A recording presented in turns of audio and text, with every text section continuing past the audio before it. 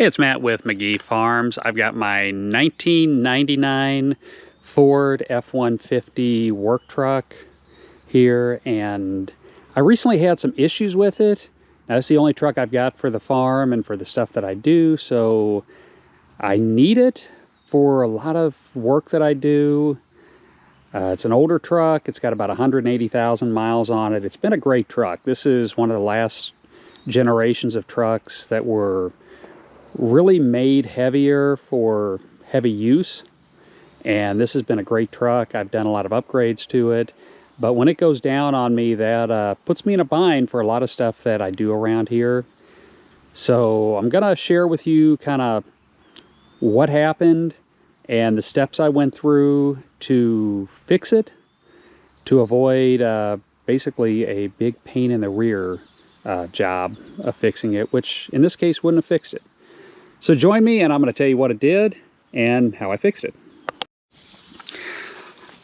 All right, so what happened? This thing was running great. I'd actually just come back the day before from picking this Jeep up at a buddy's place that was helping me do some work on it. And normally about an hour drive. It probably took me about an hour and a half to get home, just because, you know, it's a smaller truck. And it was kind of overweight, but I got in here the next day. I went started, put the key in, and it cranked over, but it wouldn't start. So my guess is it's not getting fuel. Fuel or air is going to be my first guess, and I'm guessing it's not getting fuel. So what I did is I popped the hood, and I started a little bit at a time, figuring out what's wrong with it. First thing I did is I took the air cleaner out here and I sprayed a little starting fluid in there. Actually, I think it was carburetor cleaner. I don't think I had any starting fluid on me at the time. But put that in, cranked it over, and it popped and it started for a split second. So I knew it wasn't getting fuel. The next thing that I did is I went to check the fuel filter. Now, to do that, it's underneath the truck on the driver's side. Oh, crawl under here. It's on the other side of this rail right here. Now, I have it out of the little holder that's in there, and I think I could probably pull it down here if I can find it. Should be... No, I did get it back in there. Good. So it's going to be on the other side right here. And to take it off, there's a special tool you've got to have, which they come with the filter, but I bought one because the ones that come with the filter really kind of suck. They don't work that well. And let me pull it off here. I'll show you what the tool is. Okay, so we're underneath it and we're looking at it from the middle of the truck. This is the fuel filter here. The tool looks like this. Basically, this releases on both sides the line. So it slides over the fuel filter. I don't have the bracket holding it on back yet, so it's a perfect time to show you, but it fits over the fuel filter here. And while I'm not going to do it, you push it. Once it's in there, take it off because I don't want to take the fuel filter off.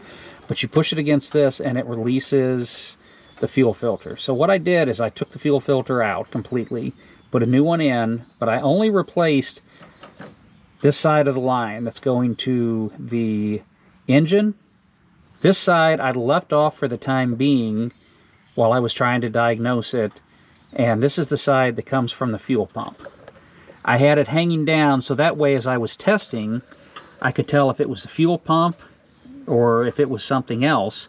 And when I would basically turn the engine on, if it's working, it'll start spewing fuel like crazy. So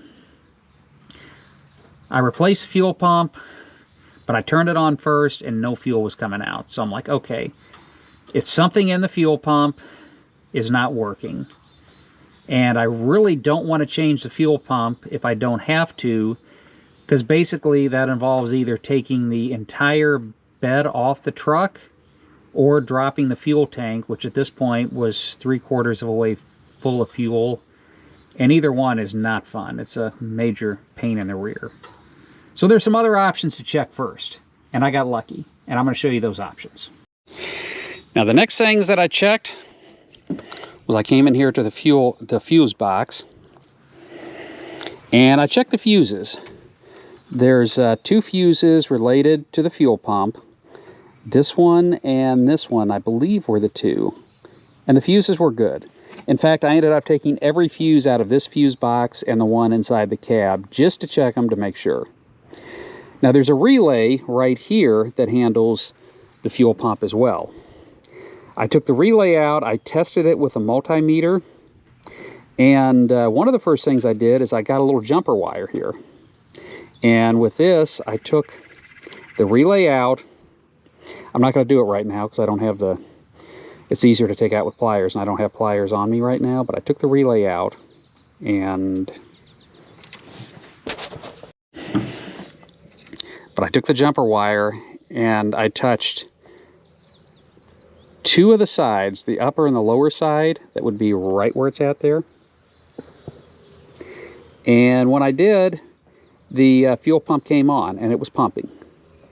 So I knew it wasn't a fuel pump. But I couldn't get, no matter what I did, I thought the relay was bad at first. I tested the relay, it tested good, but it still wasn't working.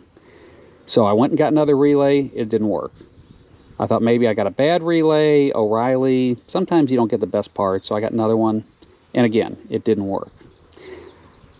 I had a couple of engineer buddies come over, they were helping me. Spent 3 days trying to figure out what was wrong with this. And finally, I had a buddy of mine that I just happened to contact. He's a really good backyard mechanic. Thank you, Joey, by the way. His name's Joey. But I called him, and he had run into this problem with a Ford Taurus a long time ago.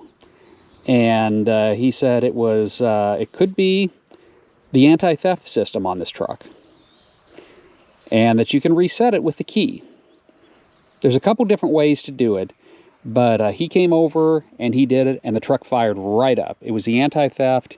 The battery, I've got some corrosion on the battery, and one of the terminals over here not only has corrosion on it, but it gets, I have to tighten it about every month, and I hadn't tightened it, and the connection gets like a little loose in there. And I guess it was showing a low power, so it kicked off the anti-theft system. So to do it, here's how you do it. Now, I'm not going to do the entire procedure, just basically because my truck's working now, and I don't want to screw anything up. So I'm going to go through the procedure, but I'm not actually going to do it. But this way, hopefully, you know, it'll help somebody else out. Okay, I pulled the truck up a little bit because I was getting a really bad glare with the sun coming up. It's morning time, sun's still kind of coming up. But this is according to Joey, what he did. You take the key, you turn the key on for 3 seconds, which I'm not going to do. Like I said, I don't want to reset anything. But you turn it on for 3 seconds, and then you shut the key off, pull it out of the ignition. Then you wait 3 to 10 seconds. At that point, you put it back in, and you start the truck. And when he did it, it fired right up. So, was very happy it was that simple. Was also very happy that I did not have to take the bed off the truck, because the fuel pump was replaced about 10-15 years ago, and those bolts are not going to be fun to get off. Plus, I'm going to have to take my toolbox out.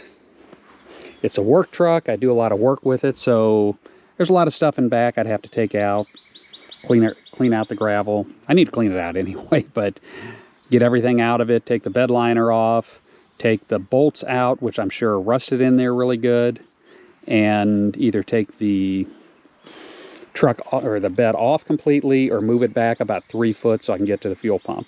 I didn't want to do any of that. The other option, if you got to do the fuel pump, is you drop the fuel tank. And again, not something I want to do. So this worked for me, and I was very happy.